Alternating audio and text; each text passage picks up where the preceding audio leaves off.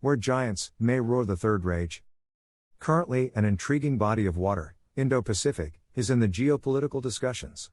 It is an imaginative construct, well suited to America's political, economic and martial exigencies. The transition of this region, known for centuries as Asia-Pacific to a highly volatile Indo-Pacific, is remarkably fascinating. Several factors, such as the fear of rising China, shifting economic balance, loss of America's unipolarity, loss of maritime dominance, a few to name, have been instrumental to this politico-strategic transition. America, undaunted by its weaker allies, such as Japan, Philippines, Vietnam, Cambodia, etc., has been treating Indo-Pacific as its maritime backyard. The emergence of China as an economic giant and the biggest user of these sea lanes has forced America to undergo a psychologically difficult strategic adjustment, which it has not undertaken before. Readers should bear in mind that the Indian Ocean does not derive its name from the country India. Before 1515, it used to be known as the Eastern Ocean or Erythraean Sea. India derives its name from the Indus Valley civilization of the Indus River alluvial plains. So, does the Indian Ocean. Australia, according to her Defence White Paper of 2009, was the first country that envisioned the convergence of the two oceans as an important maritime trade route. The Japanese Ministry of Foreign Affairs, however, was the first one, who, in her White Paper of April 2017, specifically used the term Indo-Pacific. Finally, it was the Australian Defence Policy White Paper of 2016 and then, Foreign Policy White Paper of 2017, which cemented this name. The importance of this region can be well understood from the remarks made by Hillary Clinton a few years back. Those who think the American strength lies inside America are fools, it lies outside America. A reference to the Indo-Pacific region. India, by sheer coincidence of having moved into the American camp, whose creative adoption of the term Indo-Pacific, in the face of China's exponential rise as an economic and military giant, gained strategic credence in the context of its China containment policy with the help of several other countries, landed the role of a sacrificial goat. 3 countries, Australia, Japan and India, are part of Quad, spearheaded by America.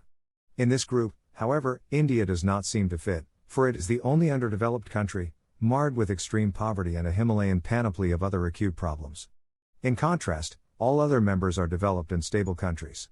India, despite its poor state of affairs, was added to the group due to its contiguity to China. A nuclear power already at loggerhead with China, therefore, was touted to take the brunt in a face-off with China. America, for this purpose, boosted Indian ego by affording it a coveted title of strategic partner, giving access to American markets and allowing defense purchases, etc. India, despite all the support, is facing the worst of humiliation at the hands of China. Kishore Mahbubani, an Indian descent academician from Asia Research Institute of Singapore, suggested India to cunningly suckle 2 cows, USA and China, instead of clashing with China.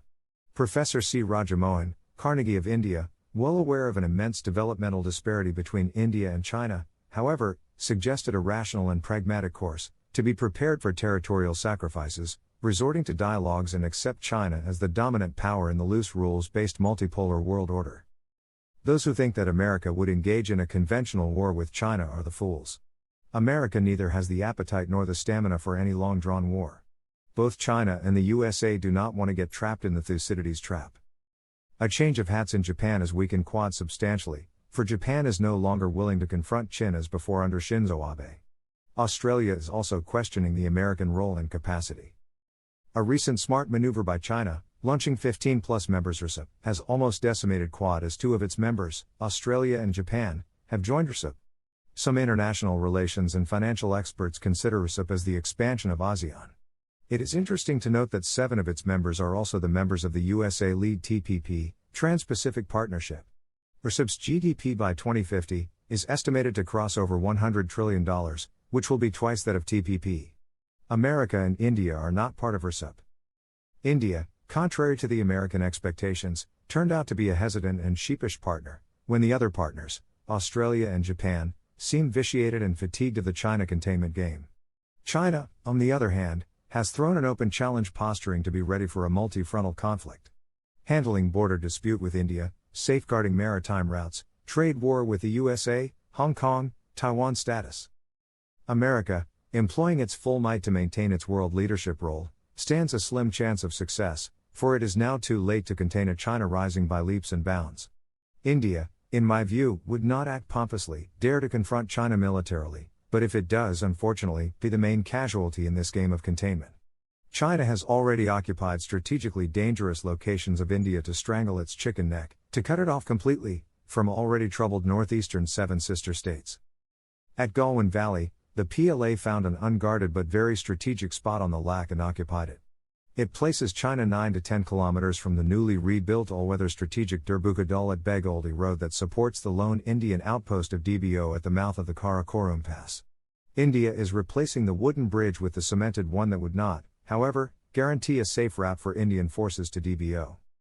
China has smartly uprooted India from Afghanistan, Iran, Bhutan, Bangladesh, Nepal and Sri Lanka.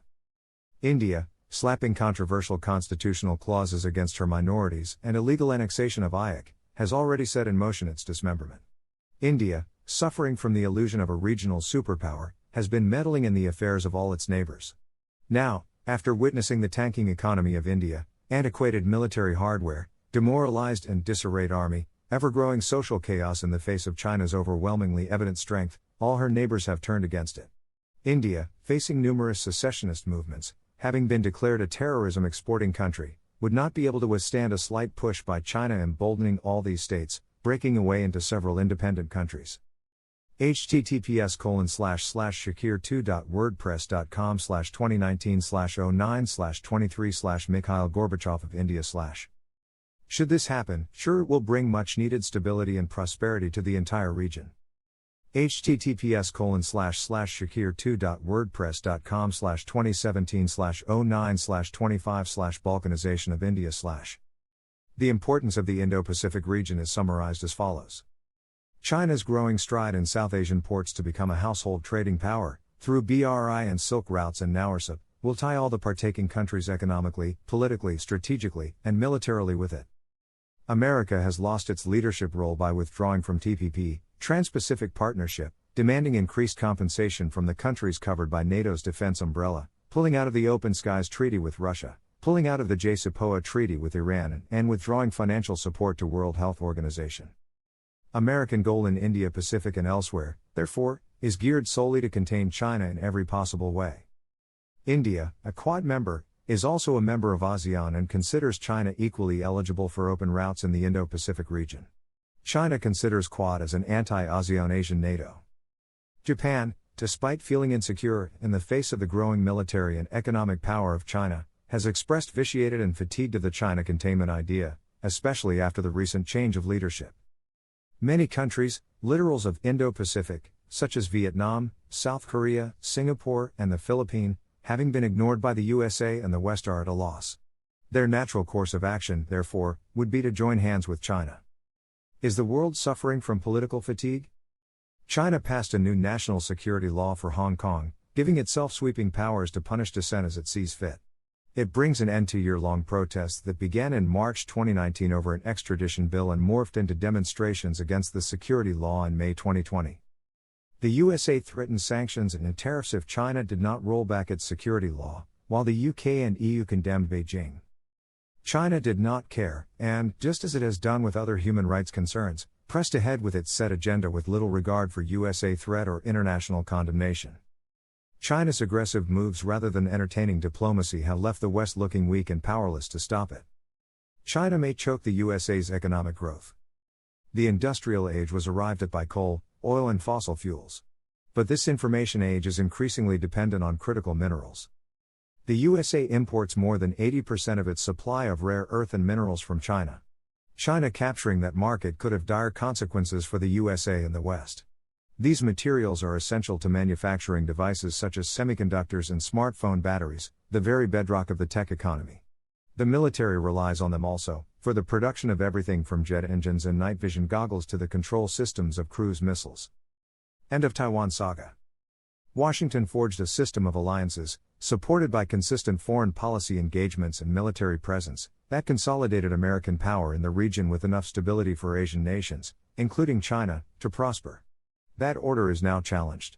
A resurgent China is contesting American primacy in Asia and elsewhere and attempting to reassert its historical stature as the regional and the world's new predominant power. In Washington, meanwhile, isolationists, led by President Donald Trump, are questioning the purpose and value of Cold War-era commitments in Asia and around the world. This mix is fostering doubt that the American security system can or will hold. It is evident that the authoritarian government of China is trying to expand its global influence, and Taiwan happens to be on the front line. It makes Taiwan the ultimate test for Washington and Asia. If Beijing does dare to attack the island, what happens next may well determine whether China or the USA reigns supreme in the Pacific and the world. Failure by Washington to stand by Taiwan would potentially unravel the American alliance system in the region and destroy American credibility along with it. The battle over Taiwan may be a Cold War relic, but it will shape the future world order. Two of Beijing's military exercises, near Taiwan, were timed to coincide with the recent visits by American officials. The rising tensions have also increased the chances that Taiwan may get dragged into an unexpected or unintended flare-up between the two powers, for instance, in their square-off in the South China Sea. Indo-Pacific region has an abundance of natural resources. It has 28 billion barrels of crude oil and 266 trillion cubic feet of natural gas. In dollar terms, 60 trillion and 8 trillion respectively. China claims to have $60 trillion of resources in the South China Sea. 80% of the world trade is routed through these sea lanes and will double by 2030 and quadruple by 2050. 61% of world petrochemicals pass through this region. China's BRI includes marine silk roads and land silk roads connecting 60 countries in Eurasia, East Asia, and Africa. China, by the latest count, has engaged in 138 countries and 30 international organizations in her Belt and Road Initiative. https://shakir2.wordpress.com/2015/06/21/Asia Pacific PIV/. This is how in the near future, a loose rules-based multipolar world's geopolitical landscape, most likely, would look like. One China would be the organizing principle in Asia and most likely in the world at large. 2 Turkey would be an Islamocratic, geostrategic/political and economic organizing principle at the junctions of Mideast, Mediterranean, Central Asia, North Africa and Europe. Europe will not be able to stem Turkey's blue homeland extraction policy or its dominant role in the region, especially after 2023. 3 The USA may recede to its shores in contiguous Canada and Mexico, etc. 4 India and Arabian Gulf countries, most likely, would disintegrate and be redrawn. Comment/feedback/like/share/follow